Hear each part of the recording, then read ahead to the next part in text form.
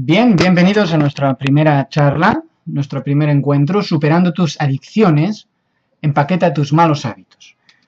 Bueno, vamos a ver qué significa lo que el barón Montesquieu nos quería decir cuando habla de que la libertad consiste realmente en poder hacer lo que se debe desear y en no ser forzados a hacer lo que no queremos. Claro, otra cuestión es qué es lo que se debe y no se debe desear, pero sobre todo no ser forzados a hacer algo que no quiero, que es lo que va a ocurrirnos con la adicción, más que con el consumo, ¿no? Aunque a veces con el consumo también, no queríamos consumir, pero consumimos.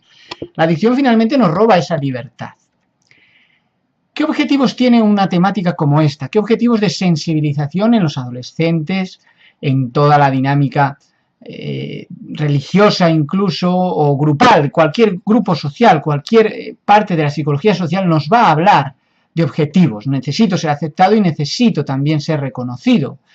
En una sociedad que además es una sociedad adictiva de por sí y nos tiene que llevar a definir bien, o debemos tener bien claro, definir bien claro los conceptos para saber de lo que estamos hablando. Según el informe de la Organización de las Naciones Unidas, el estado de la definición por adicción, o digamos las características que una adicción va a tener, es una intoxicación crónica y periódica originada por el consumo repetido de una droga, bien sea natural o sintética, caracterizada por una compulsión, una tendencia o una dependencia, y que perjudica seriamente al individuo y a la sociedad. Esto es lo que va a ocurrirnos con una sustancia sobre todo exógena, que no genera el organismo, o con una, aunque no consuma sustancias, con una actividad que realmente me está haciendo daño. ¿Vale? Y me va a llevar en estos términos, ¿no? Divertirse sin drogas, podemos divertirnos sin drogas, ¿no? La droga es lógicamente atractiva por definición. Si yo quiero sentir placer, la voy a tener ahí. Y no seamos hipócritas, desde toda la historia siempre se han consumido drogas, bien sea por el placer o bien sea por el rendimiento, o bien sea por la presión social. Nosotros leemos que las drogas, los narcóticos, es una gran variedad de sustancias que, aunque empleadas como alimento, bebida o como medicación, van a irritar al organismo, van a envenenar la sangre y van a excitar los nervios, ¿no? La ciencia ha evolucionado para hablar de cualquier sustancia que modifica la conducta como droga. No es buena ni mala, sino es diferenciable el uso, abuso o dependencia. Pero ahora bien, hay otras adicciones, lógicamente. Hay adicción, o más que adicciones, comportamientos adictivos, ¿no? La oniomanía, las compras compulsivas, las relaciones, toda la tecnosfera o tecnosfera que vivimos. En fin, todo esto puede afectar a nuestro raciocinio, la pornografía, el juego. No es un vicio la adicción, no es un vicio aunque comience como tal, no es un vicio.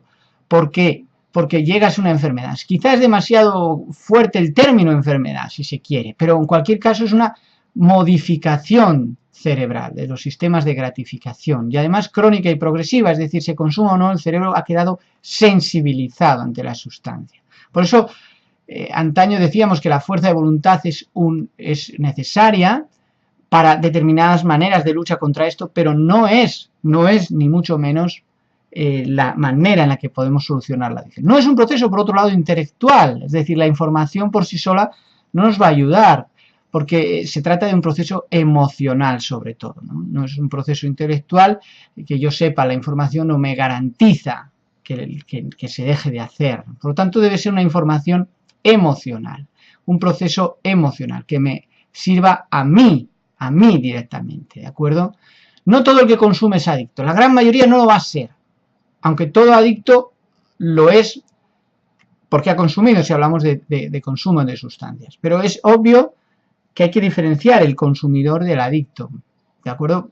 Las estadísticas son alarmantes, sobre todo en cuestión del alcohol. Prácticamente de 15 a 18 años hay un encuentro con el alcohol de muy jóvenes, muy alto, ¿no? El tabaco y el cannabis son las drogas de mayor consumo. La droga ilegal más consumida en el mundo es el cannabis. Pues las estadísticas internacionales nos hablan de una edad de inicio, sobre todo, muy jóvenes, ¿no? En el alcohol 13,6 años. Es decir, es muy poca edad, ¿no? Todavía está toda la vida por delante, y entonces es un encuentro que socialmente promovido además por las series, por nuestra quizá propia hipocresía. Por eso es un tema educativo. Es un tema educativo. La cocaína es peligrosa porque hay muchos ingresos por esto.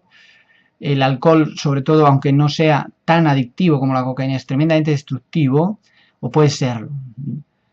La razón es fundamental, es el abuso de cocaína. Pero en cualquier caso, nosotros tenemos que comprender que el incremento ya desde el 2005 es espectacular sobre drogas distintas como la cocaína. Vemos que aparece la patología dual, es decir, los cocainómanos tardan mucho tiempo en aceptar su adicción o realmente en ver que ésta se ha producido y en aceptar lo que supone de forma emocional esto, ¿no? Hay grandes noticias terribles que no ocurren mucho, afortunadamente, pero al que les ha ocurrido les cambia la vida, ¿no?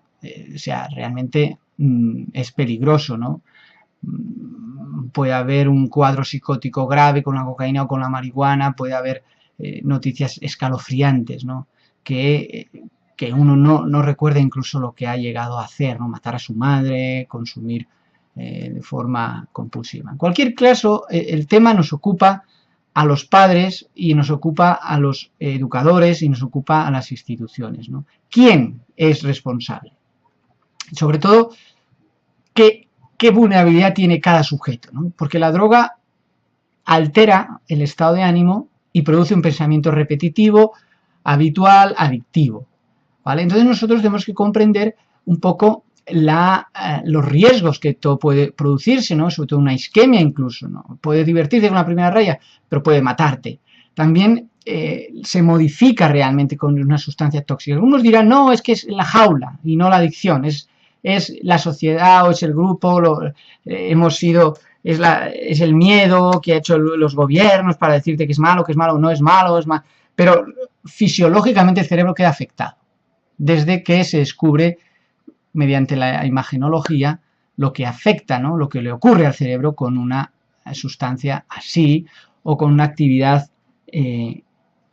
neurofuncional, ¿no? Ya en los videojuegos o la patología propia de la ludopatía, ¿no? Afecta esas zonas importantes del sistema de gratificación. Los videojuegos tienen un patrón similar. Entonces, ¿qué ocurre? Entre el estímulo, el deseo de consumir y consumir siempre hay un tiempo, ¿vale? A veces es muy rápido, a veces es menos rápido, pero siempre hay un tiempo. Entonces lo que ocurre es que finalmente lo que introducimos por nuestros sentidos, lo que se denomina avenidas del alma, ¿no? Pues todo esto que se introduce en nuestros sentidos afecta de alguna manera nuestra forma de vida, la afecta. A los neurotransmisores como la dopamina, la serotonina, la adrenalina, el GABA, todo esto son responsables de nuestro buen funcionamiento psicológico. Entonces es muy fundamental, especialmente un potente neurotransmisor, que es una droga endógena, como es la dopamina, donde va a estar la sensación de placer. Todo esto va a quedar modificado con distintos tipos de drogas o distintos tipos de vida. Entonces, en esas fases, porque no es lo mismo el consumo como adicción que el consumo sin adicción, no es lo mismo la fase de enamoramiento, la fase de luna de miel, la fase de traición, la fase de la ruina y la fase de apresados, que ocurre siempre en todo viaje adictivo, en todo camino adictivo, camino hacia el infierno. Por eso es muy importante comprender en qué momento se encuentra el sujeto y el objeto, ¿de acuerdo? Las fases de la dependencia, ¿no? Las fases de la dependencia. En nuestros cursos sobre adicción a la cocaína estudiaremos esos estadios, ¿no? Precoz, medio, tardío, y en función de ese proceso que vive el sujeto, podremos abordar mejor una terapia para superar la adicción o ayudar a hacerlo, ¿no? Para un control saludable o para una persona que abusa de distintas sustancias. Estabilizar al paciente, por supuesto la abstinencia es fundamental, y prevenir las recaídas con una recuperación avanzada nos va a dar la clave para todo esto. A través de 10 grandes pasos, ¿no? Querer no es poder, no nos va a servir la fuerza de voluntad en la adicción, nos va a servir en otros aspectos. El tratamiento ha de ser adaptado. No creemos mucho nosotros en el ingreso, a no ser que sea estrictamente necesario por un cuadro, pero el tratamiento ha de ser adaptado al paciente. No ha de haber una obsesión por la recuperación, ¿de acuerdo? Ni por la frustración que supone verse así. Hay que potenciar sobre todo las fases iniciales pequeñas para nosotros, o sea, para las personas de afuera, pero muy importantes para el cerebro adicto. Está sensibilizado, hay que creer en él, hay que estructurarlo por fases, hay que tener una abstinencia total y hay que incorporar o ir incorporando un nuevo estilo de vida con estrategias específicas para que el tratamiento tenga validez. Esto nos va a servir en la pornografía, nos va a servir realmente también en todo tipo de patologías, ¿no? Es decir, adicciones a los procesos, ¿no? En la propia pornografía. Por eso la labor desde la infancia es importante para que no ocurra y si ha ocurrido, pues intentar solucionarlo de alguna manera, ¿no? La mezcla es explosiva hoy en día para nuestros adolescentes en unas formas de vida que son absolutamente adictivas, ¿no?